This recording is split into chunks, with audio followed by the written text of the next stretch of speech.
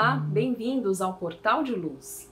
Todos nós conhecemos a parábola do bom samaritano, que no Evangelho nos conta sobre uma conversa de Jesus com um homem da lei que queria entender melhor quem era o seu próximo, quem poderia ser aquele irmão que Jesus pedia para que amássemos como a nós mesmos. E hoje, em 2022, o que podemos refletir sobre a parábola do bom samaritano? Como colocá-la em prática na nossa rotina? Nós vamos conversar sobre esse tema no programa de hoje. Mas antes, nós vamos convidar todos vocês para ouvirmos juntos a mensagem psicografada na voz de Chico Xavier. Quanto puderes, não te afastes do lar, ainda mesmo quando o lar te pareça inquietante fornalha de fogo e de aflição. Quanto te seja possível, suporta a esposa incompreensiva e exigente, ainda mesmo quando surja aos teus olhos por empecilho a felicidade.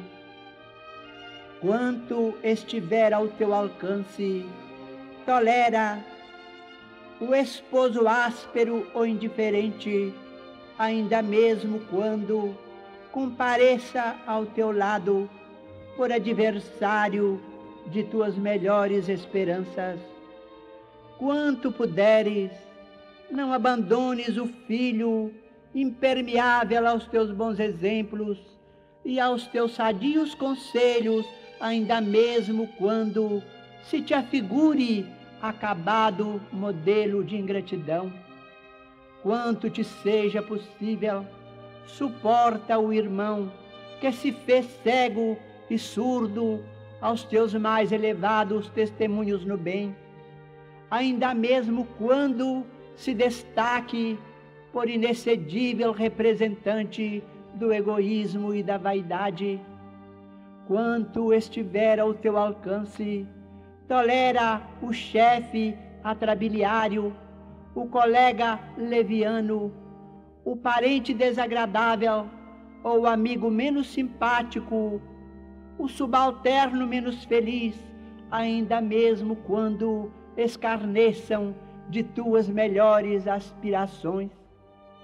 Apaga a fogueira da impulsividade que nos impele aos atos impensados ou à queixa descabida e avancemos para diante, arrimados à tolerância.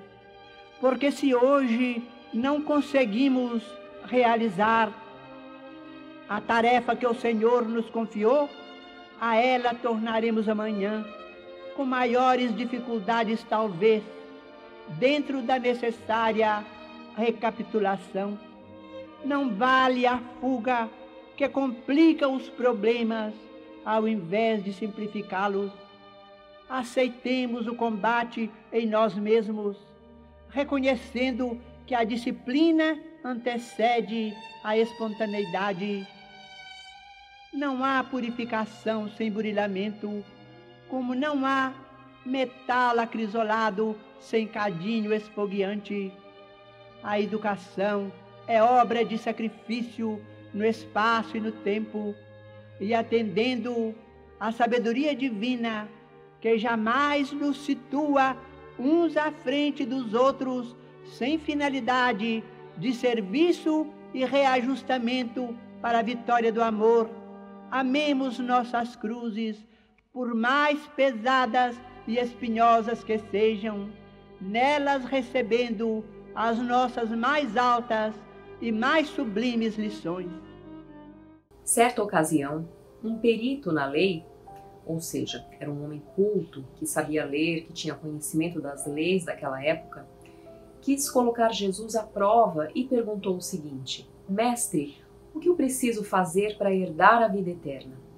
E Jesus respondeu para ele: O que está escrito na lei? Como você a lê?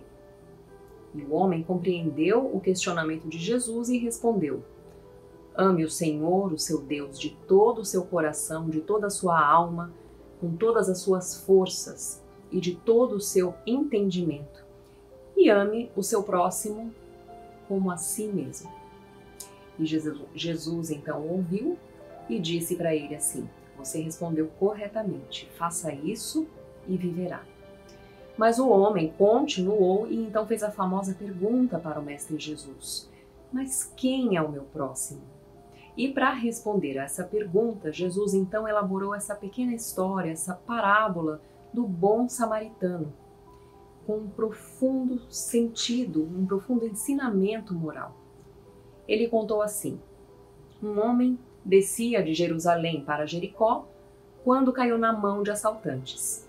Esses lhe tiraram as roupas, espancaram-no e se foram, deixando o homem quase morto, todo ferido. Aconteceu estar descendo naquele momento, pela mesma estrada, um sacerdote. Ou seja, vinha a caminho um homem religioso que estudava a lei de Deus. Quando o sacerdote viu o homem caído, passou para o outro lado. E assim também quando passou um levita. Quando chegou ao lugar e viu o homem caído, também passou para o outro lado, evitando ver aquele homem ferido. Os levitas eram descendentes da tribo de Levi, mas também era o nome que se designava aos ajudantes dos sacerdotes dentro dos templos. Bom, enfim veio um samaritano que estava de viagem. Chegou aonde se encontrava o homem caído no chão, ferido, e teve piedade dele. Aproximou-se, enfaixou as feridas, derramou sobre elas vinho e óleo. Depois colocou o homem ferido sobre o seu próprio animal e o levou para uma hospedaria e cuidou dele. E ainda no dia seguinte deu 2 denários para o hospedeiro. Denário era uma moeda de prata na época que equivaleria à diária de um trabalhador braçal, portanto era como se o samaritano estivesse pagando o equivalente a 2 diárias de um trabalhador. Ele deu então ao hospedeiro esses 2 denários e pediu que cuidasse do homem ferido. E ainda antes de ir embora pediu para que cuidasse, que ele pagaria todas as despesas que ainda fossem necessárias quando estivesse voltando. Samaritano, para que nós entendamos, era um indivíduo da antiga região da Samaria e era considerado pelos judeus como alguém impuro, porque não seguia a doutrina religiosa judaica e também tinha outros hábitos. Bom, continuando, Jesus narra essa história e pergunta então para o perito da lei: qual desses 3 homens você acha que foi o próximo do homem ferido que caiu na mão dos assaltantes? O sacerdote, o levita, que inclusive eram homens que poderíamos esperar boas ações porque eram homens religiosos, ou o samaritano, que sequer seguia as leis da época da sociedade judaica? E o homem da lei então responde a Jesus: foi o próximo aquele que teve misericórdia com o homem ferido. E Jesus então diz: vá e faça o mesmo. Voltando para os nossos dias, isso nos leva a refletir se temos lidado com a dor alheia e se temos nos deixado tocar pela situação de dor do nosso próximo, buscando pensar em alternativas de como nós podemos agir para ajudar, dar o nosso apoio, ou se muitas vezes evitamos pensar sobre isso. Nós sabemos ter empatia com o nosso semelhante? E se esse próximo é alguém que nós não concordamos com as ideias, temos algum tipo de desavença, de preconceito contra ele, nós sabemos sustentar ainda assim a nossa empatia, o nosso amor por ele, ou nos afastamos? Sabemos amar sem impor condições, como Jesus exemplificou?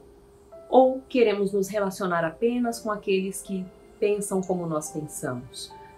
Muitas vezes, além de não termos empatia com a dor do nosso próximo, porque queremos escolher qual próximo é digno de ser ajudado por nós, ainda criticamos aqueles, como os samaritanos, que professam diferentes crenças e não são semelhantes, não pensam da mesma forma como nós. Mas Deus espera de nós a nossa atitude de amor, que nós abandonemos os nossos comportamentos egocêntricos e saibamos ter empatia com o nosso semelhante. A palavra empatia na etimologia quer dizer colocar-se no lugar do outro, poder sentir o que ele sente, participar afetivamente do que o outro sente. Se conseguirmos praticar a empatia verdadeira, estaremos vivenciando a mensagem do Cristo que nos convidava a amarmos os nossos irmãos como a nós mesmos. Entretanto, muitas vezes ainda impomos outras barreiras antes de nos deixar tomar pelo amor ao próximo. Muitas vezes nós achamos que não podemos ajudar, amar o nosso semelhante porque estamos ocupados demais com os nossos próprios problemas e necessidades. O primeiro passo é compreender que somos todos irmãos e sentirmos-nos irmanados ao nosso semelhante, percebermos que ajudando ele, eu também avanço na solução das minhas próprias dores, porque é da lei de Deus que quando eu coloco o amor em ação, auxiliando o meu semelhante, eu próprio também recolho os benefícios desse amor. Podemos até justificar para nós mesmos que nós não conseguimos ajudar tão bem naquele momento, estender a mão, porque precisamos cuidar primeiro de nós mesmos para depois conseguirmos ajudar ao nosso semelhante. Mas o que temos aprendido com os benfeitores espirituais, desde sempre, e também com os exemplos de grandes missionários, como Chico Xavier, é que o caminho pode ser exatamente o oposto, ou seja, ajudando o nosso próximo, na nossa medida, dentro do nosso possível, das nossas possibilidades, e mesmo sem termos aquelas condições necessárias, nós iremos sair de nós mesmos, mover o nosso amor em direção ao nosso próximo e nos sentirmos melhores e mais fortalecidos. É a lei do amor, porque quanto mais nós damos, mais recebemos. Vamos pensar sobre isso. Nós vamos agora para um breve intervalo e voltamos já.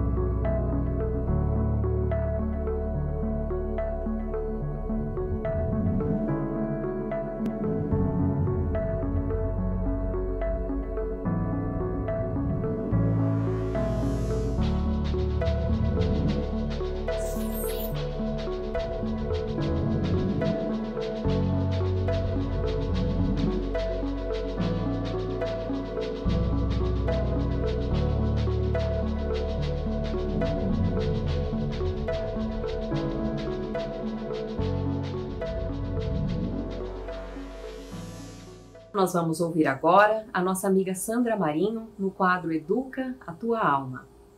Olá, queridos amigos, queridas amigas.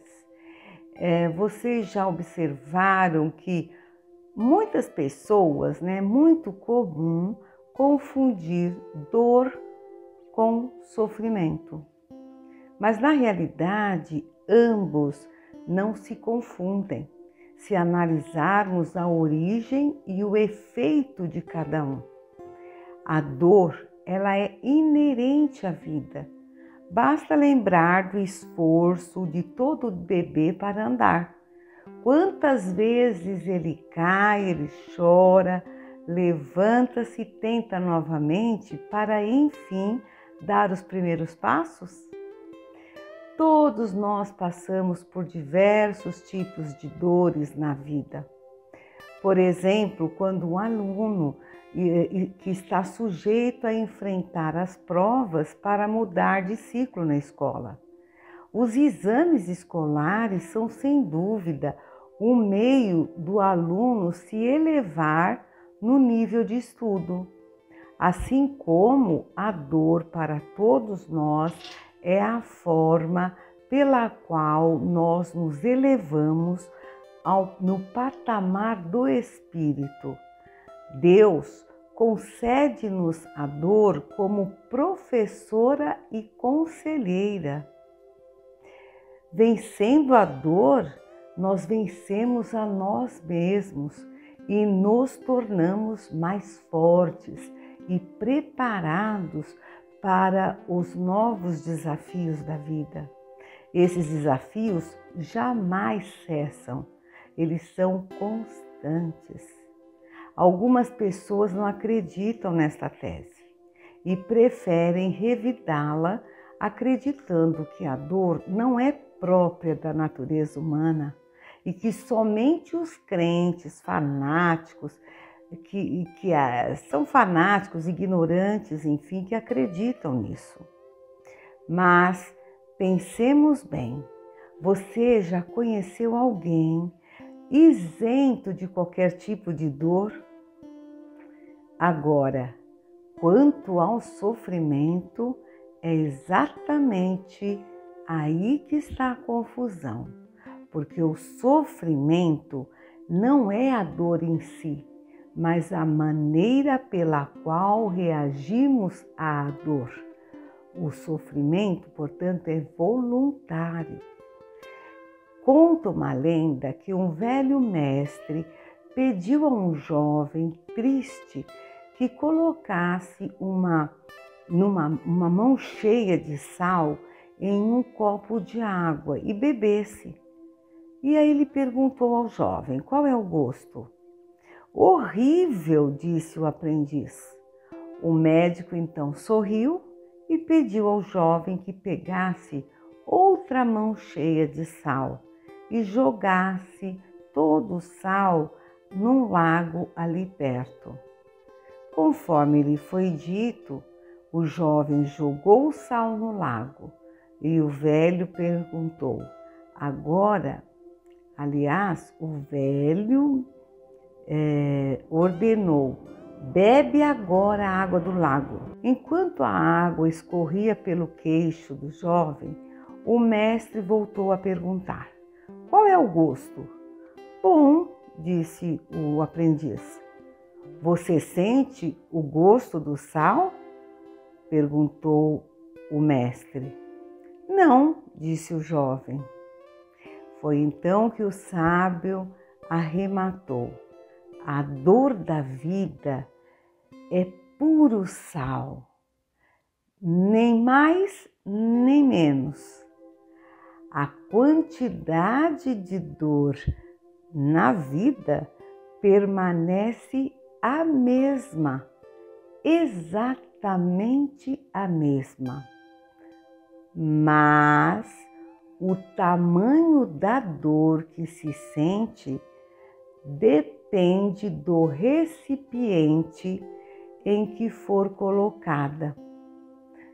Então, quando você está sofrendo por alguma razão, a única coisa que você pode fazer é aumentar o sentido das coisas. Pare de ser o copo. Daí podemos concluir que a dor sempre nos alcançará, mas se estivermos plenos de espírito, ou seja, seremos lago como lago. No entanto, se nos mantermos presos à mediocridade da matéria, o efeito da dor se intensificará de maneira desnecessária. Para compreendermos o significado da dor, é preciso ter uma ampla consciência da vida. É preciso cultivar valores morais e espirituais que nos sustentarão na hora de passar por ela. Se vivermos voltados unicamente para o aspecto material da vida, preocupados somente com as aparências e em possuir bens materiais, títulos, poder e posição social, certamente a nossa vida se parecerá com um copo a que se referiu o mestre na nossa história, e não teremos o alicerce necessário para nos apoiar na hora da prova. Não teremos espaço interior para recepcionar a dor com produtividade. Importante lembrarmos-nos que a dor que nos chega como prova é consequência das nossas próprias escolhas de vidas passadas e também desta vida atual. Uma vez eu ouvi uma expressão muito acertada que diz: não há ganho sem dor. Pura verdade, pois toda vez que vencemos uma dor ou uma prova que seja, ganhamos, conquistamos, superamos. Já, ao contrário, o sofrimento, que é o padrão de pensamento que nutre o sentimento de dor, que não busca compreender o processo que nos levou a ela e nem se dispõe a aprender com ela, ao contrário de tudo isso, porque se revolta e entra em crise pela não aceitação. Só traz mais dor, estendendo por tempo ilimitado esta dor intensificada. Consequência, o indivíduo nessas condições acaba tirando pouco proveito daquela dor específica e se vê enroscado num cipoal de sofrimento que pode levar muito, mas muito tempo para se desmaranhar e clarear novamente os seus caminhos. Portanto, amigos e amigas, vamos aproveitar o máximo o que as dores que nos chegam nos trazem de lições e sabedoria, e não percamos mais tempo em questionamentos inúteis e pouca ação. Pensemos nisso e até o próximo encontro. E agora nós vamos ouvir o nosso amigo Maida com o Momento Doutrinário. Olá, amigas e amigos, é uma satisfação muito grande estarmos novamente juntos em mais um Momento Doutrinário. Convidamos a todos para refletirmos sobre as características, as qualidades do verdadeiro homem de bem, conforme consta no livro Evangelho segundo o Espiritismo, capítulo 17. Sejam perfeitos, item 3, que afirma: o verdadeiro homem de bem é aquele que cumpre a lei de justiça, amor e de caridade na sua maior pureza. Se ele interroga a consciência sobre seus próprios atos, a si mesmo perguntará se violou essa lei, se não praticou o mal, se fez todo o bem que podia, se desprezou voluntariamente alguma ocasião de ser útil, se ninguém tem qualquer queixa dele. Enfim, se fez ao outrem tudo aquilo que desejaria lhe fizessem. Deposita fé em Deus, na sua bondade, na sua justiça e na sua sabedoria. Sabe que sem a sua permissão nada acontece e se lhe submete à vontade em todas as coisas. Tem fé no futuro, razão pela qual coloca os bens espirituais acima dos bens temporais. Sabe que todas as vicissitudes da vida, todas as dores, todas as decepções são provas ou expiações e as aceita sem murmurar. Possuído do sentimento de caridade e de amor ao próximo, faz o bem pelo bem sem esperar retribuição alguma. Retribui o mal com o bem, toma a defesa do fraco contra o forte e sacrifica sempre seus interesses à justiça. Encontra satisfação nos benefícios que espalha, nos serviços que presta, no fazer ditosos aos outros, nas lágrimas que enxuga, nas consolações que prodigaliza aos aflitos. Seu primeiro impulso é pensar nos outros, antes de pensar em si. É para cuidar dos interesses dos outros antes do seu próprio interesse. O egoísta, ao contrário, calcula os proventos e as perdas decorrentes de toda ação generosa. O homem de bem é bom, humano e benevolente para com todos, sem distinção de raças nem de crenças, porque em todos os homens vê irmãos seus. Respeita nos outros todas as convicções sinceras e não lança anátema àqueles que não pensam como ele.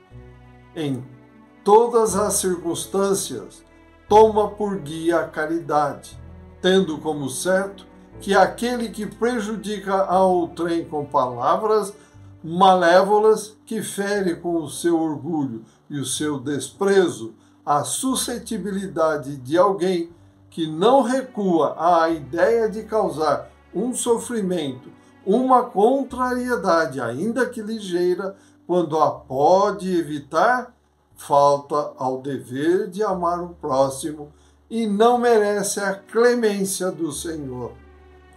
Não alimenta ódio, nem rancor, nem desejo de vingança.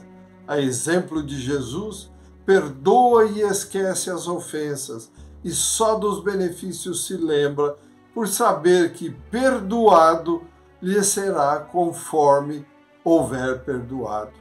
É indulgente para as fraquezas alheias, porque sabe que também necessita de indulgência e tem presente esta sentença do Cristo: atire-lhe a primeira pedra aquele que se achar sem pecado. Nunca se compraz em rebuscar os defeitos alheios, nem ainda em evidenciá-los. Se a isso se vê obrigado, procura sempre o bem que possa atenuar o mal.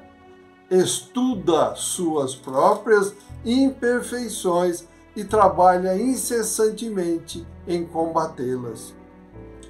Todos os esforços emprega para poder dizer no dia seguinte que alguma coisa traz em si de melhor do que na véspera.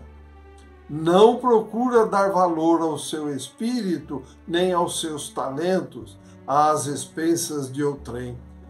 Aproveita, ao contrário, todas as ocasiões para fazer ressaltar aquilo que seja proveitoso aos outros. Não se envaidece da sua riqueza nem de suas vantagens pessoais, por saber que tudo que lhe foi dado pode ser-lhe tirado. Usa, mas não abusa dos bens que lhe são concedidos, pois sabe que é um depósito do qual terá de prestar contas e que o mais prejudicial uso que lhe pode dar é o de é o de aplicá-lo à satisfação de suas paixões. Se a ordem social colocou sob o seu comando outros homens, trata-os com bondade e benevolência, porque são seus iguais perante Deus. Usa da sua autoridade para lhes levantar o moral e não para os esmagar com o seu orgulho. Evita tudo quanto lhes possa tornar mais penosa a posição subalterna na qual se encontram. O subordinado, de sua parte, compreende os deveres da posição que ocupa e se empenha em cumpri-los conscienciosamente. Finalmente, o homem de bem respeita todos os direitos que os seus semelhantes dão às leis da natureza, como quer que sejam respeitados os seus. E concluem os espíritos: não estão aqui enumeradas todas as qualidades que distinguem o homem de bem, mas quem quer que se esforce por possuí-las está no caminho que leva a todas as demais qualidades. Amigas e amigos, que todos nós persistamos na busca do aprimoramento dos ensinos e exemplos de Jesus, mestre, modelo e guia da humanidade, para que possamos nos tornar uma pessoa cada vez melhor, uma pessoa de bem. Boas reflexões, agradecemos a todos pela companhia e desejamos muita paz, alegria e amor no coração. Até o próximo encontro. Fiquem com Deus. Um grande abraço.